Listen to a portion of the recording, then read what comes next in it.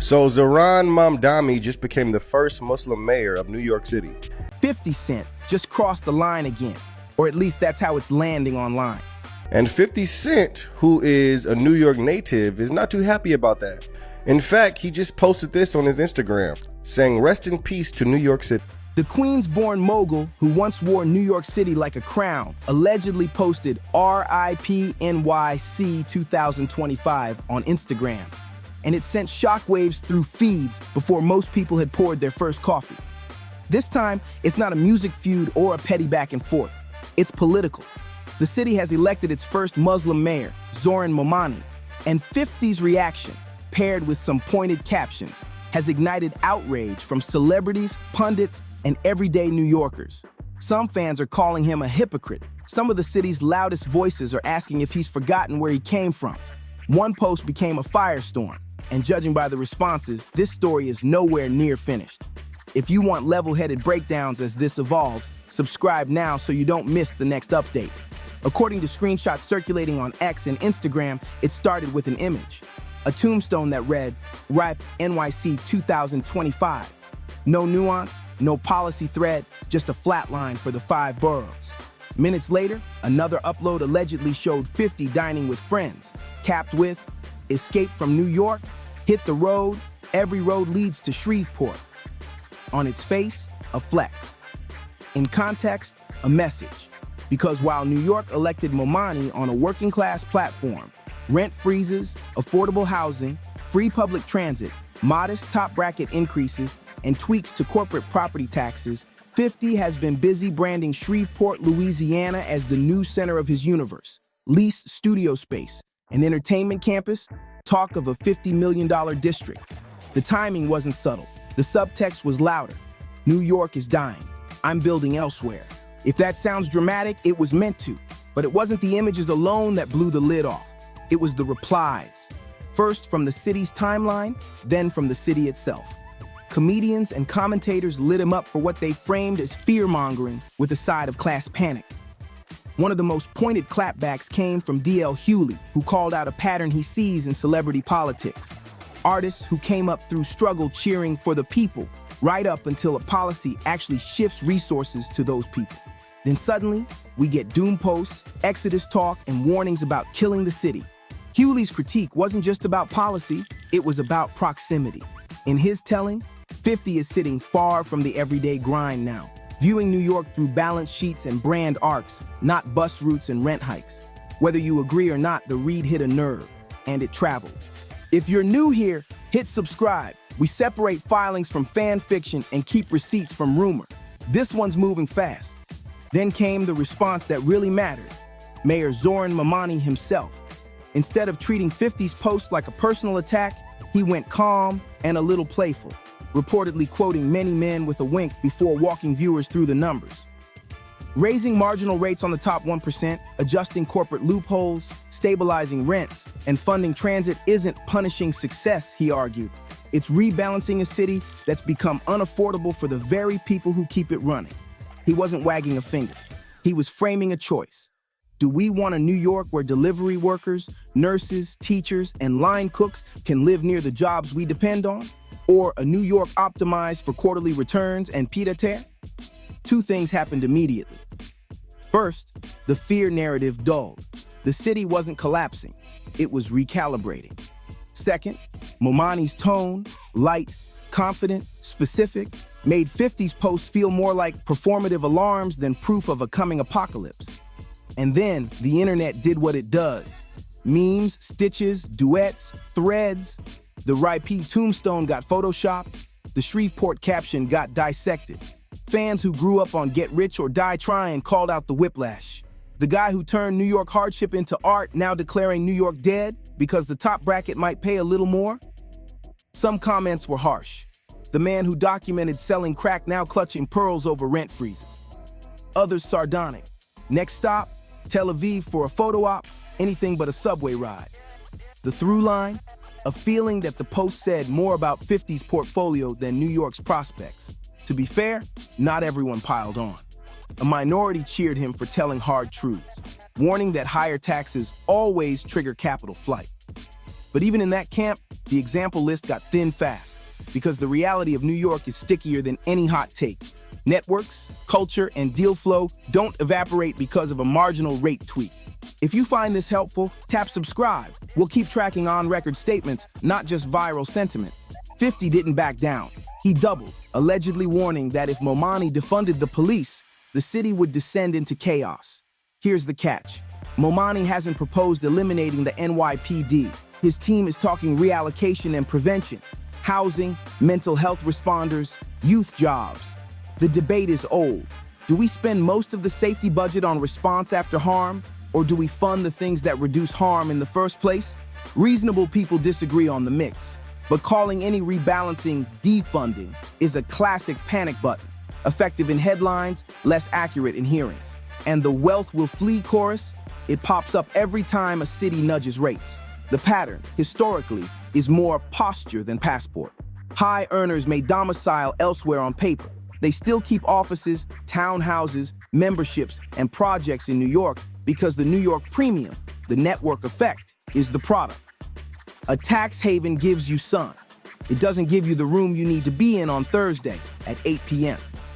This is where the story becomes bigger than one celebrity and one mayor. It's about what we think cities are for. If New York is just an engine to enrich those already rich, then any redistribution is anti-New York. If New York is a living organism that has to keep nurses near hospitals and teachers within transitive classrooms, redistribution isn't a sin. It's maintenance. 50's posts were a vibe check on that question, and a lot of people answered back.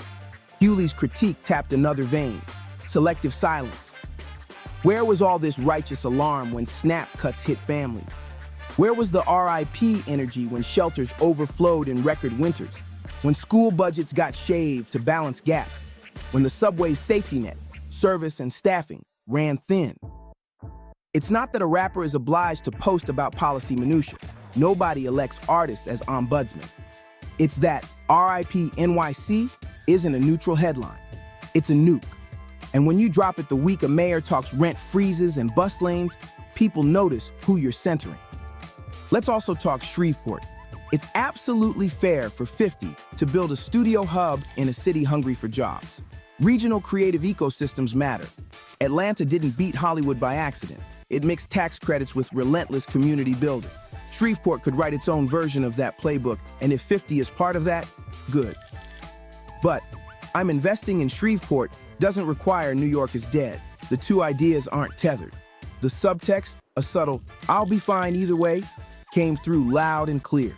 For his brand, that's savvy. For his hometown, it's salt in the wound. Meanwhile, Momani's approach, answering with humor and bullet points, put 50's argument in an awkward light. It's easier to sell doom than to sell nuance, but you can't govern by meme. Calm explainer energy isn't sexy, but it travels further than panic when rent is due on the 1st and the train is late on the 2nd. Whether you voted for Momani or not, the man understands something fundamental about modern politics. Tone is policy. The way you explain your math tells people what you think of them. Do you trust them to hear complexity, or do you feed them fear? Now the part where we zoom out. The rich will leave is a perennial ghost story. Yes, some do, many don't. They adjust, they hedge, they incorporate, they hire accountants. They also keep coming, because New York is a machine you can't replicate elsewhere. The density of talent, the speed of ideas, the neighborhoods that turn art into commerce overnight. If your business needs that combustion, you pay for the proximity. Even the loudest "I'm out" declarations often quietly reverse once the cameras go away. That's not unique to one billionaire. It's the gravity of the city. There's also a deeper cultural question this moment exposed. What happens when the artists who built their aura on a city's grit become the avatars of its fear? That's not a gotcha. It's a human arc. Success reorders your nervous system. Security changes what you see as risk. But if your origin story is the mixed income apartment, the bodega breakfast, the crowded E-train at 6 a.m., there's a responsibility, if not to cheer policy X or Y, then at least to check your megaphone before you tell millions their home is a corpse. You can disagree with Momani's plan without reading a eulogy over a city that outlived fiscal crisis, blackouts, 9/11, Sandy, and a pandemic. Rep NYC isn't analysis, it's theater. If you're still with me, subscribe. We'll keep tracking the actual text of Mamdani's proposals as they move through council, not just the headlines. Let's not pretend either that policy is painless. A rent freeze might stabilize one family and squeeze a small landlord. A top bracket bump might fund bus lanes and make a founder rethink cashing out this quarter. A cop budget shift might put more clinicians on mental health calls and fewer officers at schools. And yes, that's a debate, not an edict. Trade-offs are real, but public life is trade-offs. RIP NYC airbrushes all of that complexity and hopes nobody asks what you do instead. Want growth? Great. What kind, for whom, and with what protections? Want safety? Good. What mix of response and prevention actually moves the numbers? Want affordability? Okay. How do we avoid cratering supply while we stabilize demand? That's the work. The mayor spoke to it. The meme didn't. The internet's verdict? Split, loud, and very New York. Some folks said 50 said what many feel but won't say. They believe the city is slipping and higher taxes tighten the noose. Others said he's running the oldest play in the book. Scare the middle class on behalf of the upper class. Somewhere in the middle were the people who love both. The kid who grew up on 50s bars and the city that taught him how to write them. Those people don't want a culture war. They want the lights to stay on, the rent to stop climbing, and the train to come on time. They want the artists who taught them resilience to remember them when the camera's off. Here's where we land. 50 Cent can invest wherever he wants. He can hate a policy, drag a mayor, or post a tombstone.